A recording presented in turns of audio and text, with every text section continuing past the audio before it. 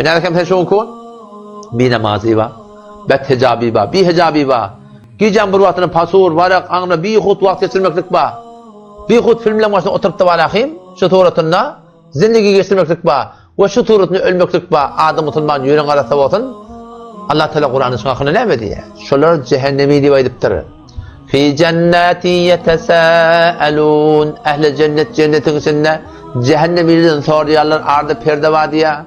مَا سَلَكَكُمْ فِي سَقَرٍ Ehl-i cennet cehennemine soruyorlar. Ne misal cehenneme atallı? Ne misal cehennemi vallahu? Kalu aytiyallar. Lem nekum minel musallin. Namaz okuyayım ya. Adam Müslüman. Namaz okuyayım ya. Bir adam bir namazı geçse set dese şu dünyanın kafir geçiyor şu. Hiç ona yarım bile şek yok Müslümanlığı. Ben bu oku Müslüman ödün Allah. Yüren arası olsun. Namaz okuyman geçiyor. Kur'an ne bitmeden aklımda.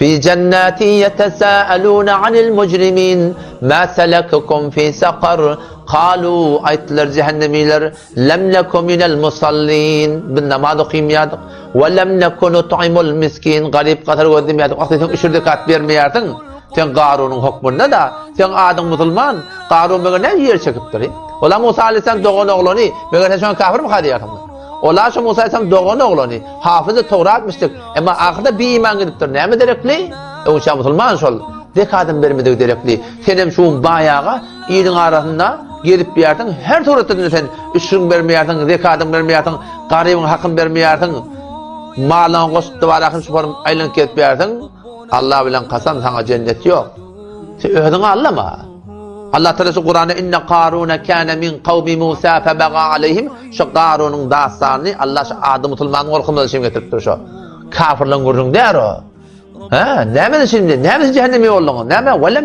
velem nekun nut'imul miskin garip kadar ödemiyat ve kunna nahudu ma'al khaidin bihudagi zindagi varağın başında pasurun başında şetrincin başında falanın başında yine buradın başında bihud ne namazın işin var ne aradın işin var ne burada işin var ne namaz cemaatın işin var hemen tori ondan sonra ne mi ondan sonra kunna nahudu ma'al khaidin ve kunna nukaddibu bi yevmiddin kıyamet ay o dünya gidip gelen mi amay bark gelen mi amay deyip de inkar ettik diye hatta atana'l yakin biz form yaşap yadık takip edemezsin ölüm geldi eğer şu günahla veren ölünse bir namazı veren ölünse sana diyeceğim marahim bir üçürlük veren ölünse bir zekatı veren ölünse şu form namaz cemaatı ödemez varağın başından pasurun başında şuna ben halaf-ı İslam cennetinde oturup da varağın geçilse şu tuğratında o dünyaya maskara tutup o dünyaya gidip gelen maddi ölünse kat'en şu adamlar Müslümandan o süreden iman ettiyerler.